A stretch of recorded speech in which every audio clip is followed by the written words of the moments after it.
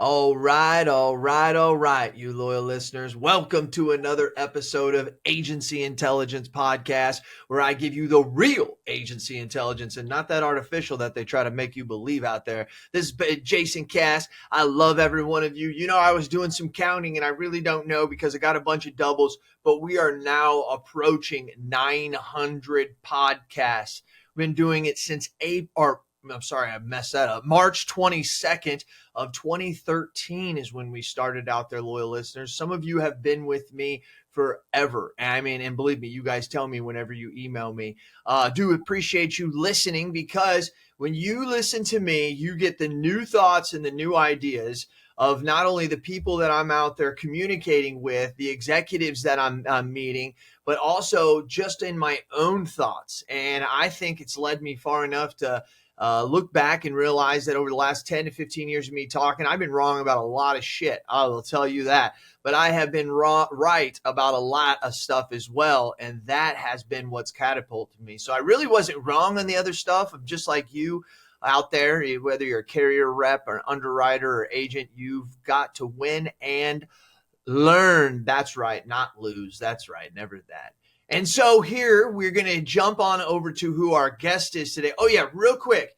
Don't forget, go to AINDtech.com. Be sure to get on the list that we've got on there, because we're going to start pumping out some information January 27th, 28th, and 29th in beautiful Fort Lauderdale, Florida, baby, at the Margarita Resort and Spa. Wow, it's right on the beach. You're going to love it. You're going to absolutely love it. I was there last week. And then last but not least, I am in the middle of doing the executive sessions. That's something that's going to be rolling out. I have been flying around America and interviewing the executives of big time companies. Let's just say Applied, Vertafore, Hawksoft, Now Certs. I've also done Zinjuries. And my goal is to go after the executives and humanize them. Not give you the boring shit about their company, right? I already talk about how great their company is, but we need to humanize is what we need to do. We need to humanize these CEOs that are out there. And believe me, I was doing it before the bad news that we had in New York about CEOs. My game was to humanize these people, to realize that they are leading great organizations and are doing everything they can to lessen the burden on us. That takes me over to my man, Mr. Tony Lew. Tony, how are you doing, sir? I'm doing great. Thanks for having me, Jason. Tony, tell the loyal listeners, that's what they are. Tell the loyal listeners who you are, man. Awesome. Yeah. So my name is Tony Lew. I'm one of the co-founders of InsurTech NY, which is a community focused on helping those in the insurance ecosystem connect to innovate. So we have community members, our carriers, brokers, agents, and insurtechs, as well as investors. Man, that's great. That's great. And so if I think of InsurTech Boston, if I think of InsurTech, I think there's Hartford. Yes. Explain this thing to agents. We don't get what's going on here. Not only what you do, but explain how it's a network of you guys with the same purpose, but different, right? Go ahead. Yes, they're similar but different. So there's different InsurTech city names, region names, but they all work independently and they're very much different. I would say probably in the US and North America, the two of the biggest InsurTech communities is InsurTech Hartford, run by Stacy Brown, and then us.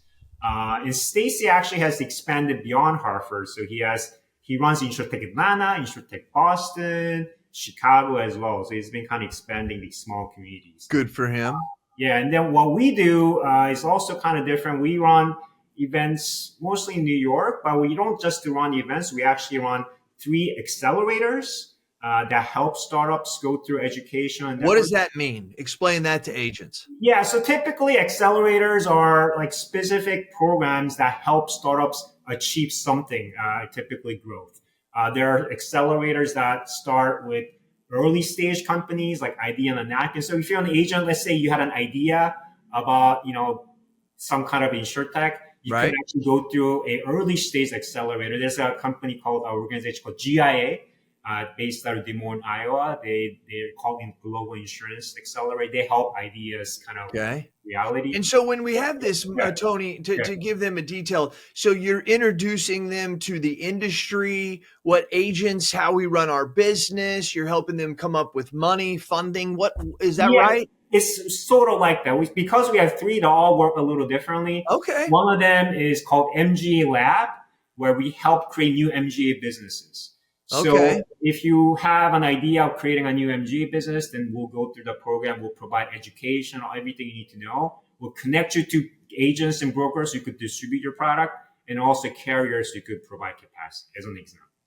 So Gotcha. we the accelerated programs, depending on what the purpose is, we do different things, but it's typically education and networking is kind of what we focus on. Gotcha. That makes sense. That makes total sense. Yeah, and then finally, we also invest. So we have a venture capital fund, and the LP basically means they invest in our fund, and we invest on their behalf.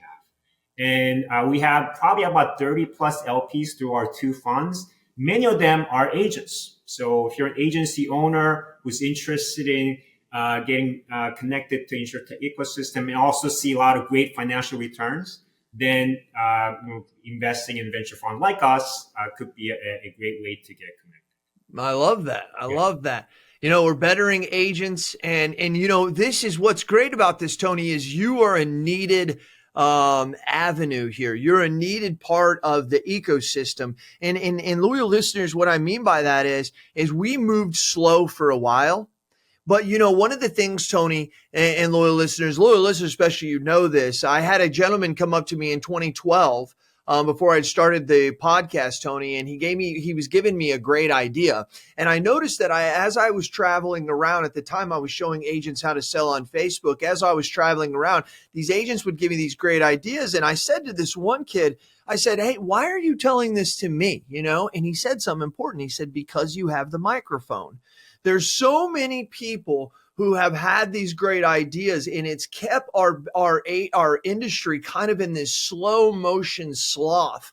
But around 2016, 2017, here comes the InsurTechs. They start making carriers think differently and agencies think differently. As you and I were talking about before, they came to where they were going to eliminate us. Then they said, "No, wait a minute, we're going to disrupt you." And now they're like, "No, we're going to enhance what you do, Jason." So it's all changed. And God love them. You got to come in with a strong mentality. But it's people like yourself, Tony, that have created these other avenues to really give it an area and a platform for these ideas to go to, so that we could actually get them out in the mainstream and move this industry forward. Right? Am I right about that? No, absolutely. I mean, I just want to touch on what you said, which is very important, which is that, like 2016, 17, Lemonade, I think, was a leader in this movement of disrupting and replacing agents and brokers, and they actually were very public about it. Hell, and they're still not making money. Yeah, exactly. Tony, I'm just being mean. You know what I mean? I'm being nice. I'm not being mean. All right. Anyway, they're kind of happy to turn around, but anyway, yeah. They're still here. Hell, more power to them. And you'll see them changing their tune over the past few years, and all of them, have, right? Mm-hmm. And it's funny, the broker stocks, the public brokers, public stock market brokers, their stock market keeps going up, whereas carriers are like, it's not as growing as fast. So I think it's very clear from the industry that brokers are here to stay, and InsurTechs know this too. So one of the key things Lemonade kind of started is digital distribution, right? They thought, hey, we could bypass the brokers and agents and distribute directly to customers. It's really hard. That's hard. It's still very useful, by the way, which we're going to get to in our upcoming conference. We're going to talk about that. It's very important, but it's not going to replace them. It's going to enhance them, actually. Digital distribution enhance agents. If you think about that, and I can explain a little more what that means. But agents are here to stay, and there are a lot of technology that can help agents be more productive. Correct. I see that you guys have finally adopted this model of, okay, we're here to stay. Yeah. We've realized that you're here to stay, and together we can be like super agents, right? Yes. And you guys are the motor behind the scenes. It's the best of both worlds. I see it's kind of like the presidency sometimes, Tony. Yeah. Like the president really doesn't control stuff. It's just the relationship maker, the Right. person out there speaking. It's the advisors in the back, right? It's the Karl Rove, it's the Valerie Jarrett, right? It's the Right. Jared Kushners. It's those ones who are really controlling it. And it's not so much controlling it, but they're providing the motor and of taking the thoughts of what someone is saying and actually making it happen into a good experience. And I think that's the key of what you guys are trying to do. And now that we're on the same page of and not you, but InsurTech saying, hey, let's enhance Yeah. the agent. Now we're in it together, baby. Now it's rocket ship. No, absolutely. And I mentioned we're investors as well, and we're very bullish on agent tech or broker tech. And which is the reason why we invested. We invested in 7 companies last year. 3 of them are agent tech, so about half. So that shows how bullish we are in agent tech. Wow. Give me some examples of how you see InsurTech enhancing agents, as you say. Yeah, so I mean, I'll just give you some examples in the 3 companies we invested in. One of them used to be called LawScan. They changed the name to D-Vector. And this is more applicable for commercial agents. Loss runs. So if you experience working in loss runs, very complicated. Carrier change their format just to kind of mess with you every year. It's a mess. What they do is they read that automatically and at a very high accuracy, like 99% accurate. And it ingests it, extracts it, and puts it into a report that you can send to a carrier for underwriting for other purposes. My understanding is for agents who are in this space, it's a big time sink, and this can really help you be more productive. I know agents, we talk to agents who actually have people just doing this manually, putting into a database. You can kind of eliminate that position for this. Right. We have to, and a lot of us not only are collecting it and trying to get it, but then putting it into a digital format so that it can actually be used correctly. Yeah. So there's multiple stages of that. Yeah. And right now we use virtual employees heavily to do stuff like that. And I'm not saying that I love jobs, but at the same time, one of the things here, Tony, that there's a huge education that has to go on with agents. And this is important for InsurTechs to understand because we're going to need their help. Yeah. And that is helping agents understand that there is a financial cost tied to every task they do. Yeah. And now we used to have one avenue, right? It was a licensed person, get a licensed person and boom, there, everything goes through them. And it's like, well, that's $1 an hour task, or that's like a very pointless task that somebody of high value or high pay should be doing. Right. And I think it's like, well, what else are you going to do? And then we have unlicensed, and we've always had unlicensed, but really now we've really perfected it with the virtual employee or the virtual agent, right? Really perfected that. I really start to now see in the last year or two where we have AI start coming into agencies. And I really see that as, I say, the brains. And now we've seen RPA pop up in the last 2, 3, 4 years. Now that was in fintech and has been in the insurance industry for a while, but for it to get famous, we have RPA, and I see that as the hands and feet. So now what I start to see is 4 ways that we can do tasks inside an agency, right? Licensed, unlicensed, AI, or RPA. But I see this one merging, the AI and the RPA, to create the digital super agent, right? Yeah. And so I start to see now that we have 3 ways of doing tasks inside an agency. We actually have 4 if you want to throw in the customer service as well. But let's just say 3 right now, the ways that an agency can use it. So you start looking at that and you have to start to say, wait a minute, we've created so many avenues. We've got to assign a dollar amount to each of these based on the task and what that costs to do. Right. Because I think if agents could really see that you structurally have mortgage changes or basic renewals being done that don't need any human to touch them, but yet you have a human touching them, that is so inefficient. It's unbelievable. And that stuff used to be ignored before because we didn't have any other options, but now we do. Yeah. And I think that that's what InsurTechs are need to get with agents to say, let's associate a cost with this. And I think that's when you start to see mass adoption throughout the industry. Actually, funny enough, there's a company called Be Atomic, that would assess and calculate how much time you're Seth spending. Zarimba. Seth Sorry? Zarimba Yes, with yes. Oh, you're Seth. Yeah, you know Seth. yes, with Neon. Yes. Neon. Are you a Neon user, Jason? I actually was, and then Okay. it stumbled for a while because he was trying to get hooked up to management systems and Yeah. carriers. Yeah. It's something I have looked at, looking at again. But Yeah, yeah, so they cost out all the different transactions you have, and then what they added is now they have this layer where they connect you to other virtual agents, or it could be a startup software that will actually do the work for you, and you can compare the cost. wow, that's interesting. Let me Yeah, get this from you, Tony. Let's really, really throw a wrench in this, okay? Let's have a talk. Loyal listeners, I've never talked about this before, but I'm listening to things, I'm licking my fingers and I'm putting it up and I'm seeing which way the wind's blowing, Tony.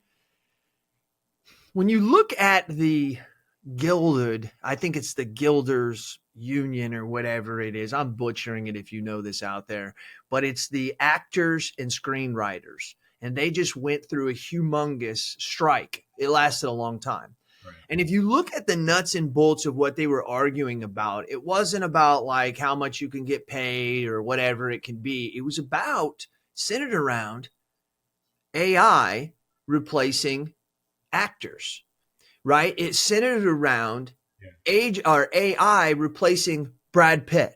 Right. Brad Pitt is saying, "Hey, wait a minute. I understand the technology's getting good, but you can't have me in a movie without me getting paid, and I don't even want that. I want the work." Well, there was a lot of negotiations that went through, but one of them, well, this was probably small, was the fact that even if we decide to use AI, we have to get your permission, and if we get your permission, we pay you for it. And they're thinking to themselves, okay, but let's go back to the beginning here. Yeah. When does that happen here? There's been I hear there's a bot that already passed the exam. I don't know about you, but my regular chat could probably pass the damn insurance exam. It's so damn smart in this. Right. What are you thinking about this? Has anybody talked about licensing these bots to be able to do the work? Yeah, I mean, I don't know about the licensing part, but I mean, my thoughts on it is this. There are some insurance products that will be, digitally distributed. It's happening now with the car insurance. It's been happening for decades, right? And there'll be others like that AI can do well, right? Typically low premium products, commodity products that most agents don't really care about anyway. These will be productized and sold through AI agents first. And it's happening already. But the other ones, the ones that agents really care about, if you think about insurance sales, and then you and your listeners know this much better than I do, it's a relationship business, right? It's not just, transactional. Hey, this policy covers this, so you should buy it. It's usually not there's logic in it, but it is more relationship business, relationship transaction. That it would be really hard for AI to replace that. At least So you're talking customer facing though, Tony. Yeah. Let's talk back end. Let's talk, does everything outside of what that conversation is. Here's the deal. Right now, we already have AI in our office specifically that can do certain processes and renewal processes. And it gets to the end where a human has to go through and kind of solidify, right? It doesn't have to create anymore. It's more of an editing tool as a human. Sure. Very rarely is the thing wrong. If I give it to one of my licensed humans, I get stuff wrong all the time in the damn thing. You know what I mean? And it's like, so I can witness it and realize like it actually makes less mistakes. And when you start to look at those different things, so I think what will happen is I think carriers eventually will have a different way than a portal. We won't have a portal that you have to go in and log in. And I think we'll have like a little freeway. So I think you'll have the humans going through the portal, but I think there's going to be a little bypass that allows things like mortgagee changes, basic renewals of a policy that's less than 3,000 and coverage. And really the company doesn't even do an audit because they know it's just like renewing. The audit skimps out on, or the company skimps out on what they do. But if we agents try to put in anything that skimps out, it's like, oh, you can't do that. I think that I'm telling you, Tony, there is no doubt in my mind that we will have licensed agents. And I do not think, here's what's so crazy about this. Consumerization says that technology used to start at the government level, then go to the commercial level, then down to the consumer. I think it will be an agent that will create the licensed bot that will then get absorbed into business and then into other areas. And I say that because, like, I already know for a fact that there's agents that are already doing basic work, like a mortgagee change on autos, Right. that there's no E&O exposure to it. I mean, I'm pretty sure there could possibly be one, but it's 1 in a million if anybody's ever been sued because they didn't change the banking information on a homeowner's policy, right? But if you can get good enough that you can start training it on those things that have no relevance to your E&O, you can start making very good case studies to say, hey, this thing should be able to do that. And I believe with InsurTechs, I believe we will have the power to do that where we didn't before. That's just my personal opinion. No, absolutely. So there's a company called Indem, and Okay. they're kind of mainly focused on helping agents be more productive, but they also have a way to sell directly. So they actually sell event cancellation insurance directly through their chatbot. It's all no humans involved. This AI agent is able to sell directly to the end customers. And sometimes an agent gets paid when these bots are being used. Yeah, there's a human agent, right, licensed, like working with this, right? So they get paid, and so this event cancellation is such low premium. No, like proper agent is gonna make it their own business. But if you make it digitally distributed through AI agent conversation, then it makes it work because you can sell a lot. But they also help agents be more productive too. So they are customer facing, but they don't actually sell. But eventually they kind of give the lead to the agent. So this is where kind of digital distribution can help the agents. And we're seeing this across the board is a lot of, products are sold digitally. They don't actually close, right? Right. They go through the process and then they stop, right? So they're like, okay. And these are great leads for the agents because they showed interest. They went through some process and they stop for whatever reason. So if the agents call them, then its close rate is actually much higher. I mean, and the number of carriers we work with, like Puritan Life and the Life side. I heard a statistic one time that said 75% of people shop their insurance at least once every year. Yeah. But less than 25% of them actually purchase from online. They usually pick up the phone and then they'll call their agent or something like that. Yeah. Exactly. Yeah. Or if an agency had a digital distribution platform, they could use that as a lead gen to sell. Yeah. Right. And so this is happening all around. And so I would not sleep on digital distribution. It's actually helpful. It's not a competitor. It's a complementary product for agents.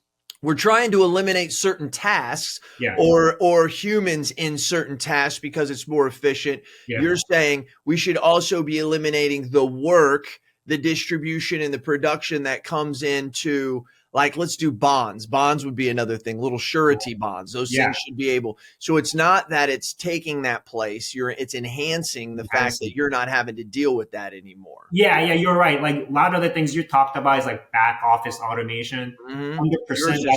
That 100% that's going to continue to progress. And I'm saying there's also front office. It's not replacing, like I said, it's complementary to how you do your business now. Tony, I love that. Wrap it up, man. Tell us about your event. Tell us how people can get involved with it. Tell us what it's like. Sure. Yeah. So one of the things we do, this is our annual conference, happens every spring. We call it InsurTech Spring Conference. We get about 1,000 people over 2 days. We cover P&C and life and health. We have 2 different educational tracks. And also have an expo, about 25 booths of mostly InsurTechs.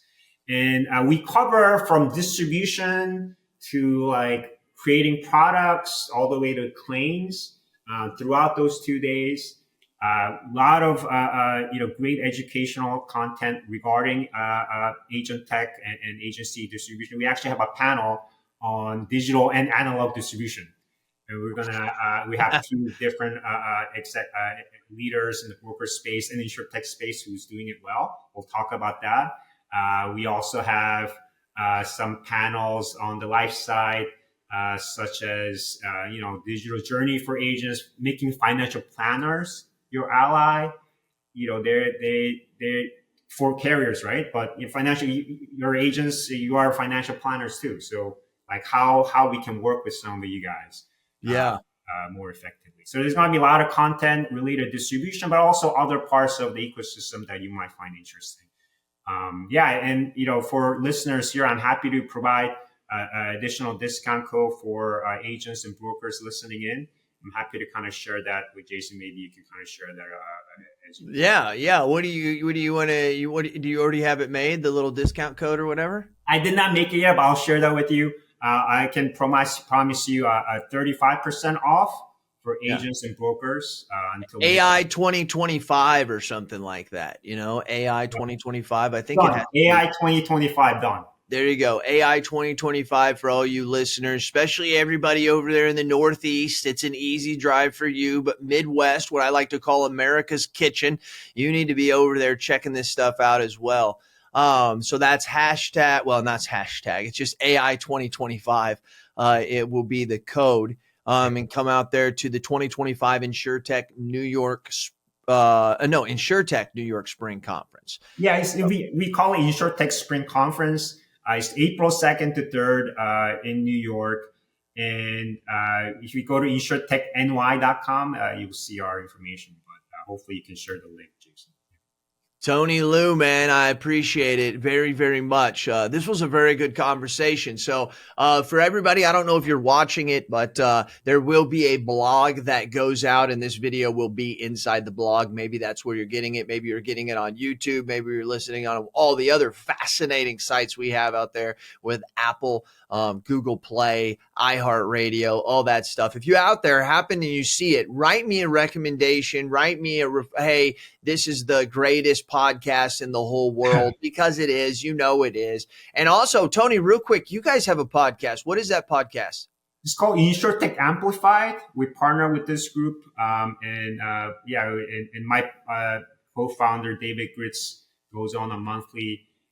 He's like kind of this, mad scientist. He knows a lot about everything. Gotcha. Especially insurance. So it should be very interesting for you guys. All right, fantastic. Hey, that's Tony Lew. Hey, all you agents out there, you loyal listeners, I do what I do because I do it for you. Tell me your thoughts and tell me your ideas, and I'm going to tell the world what you have to say. This has been Cass. He's Lew, and we are out.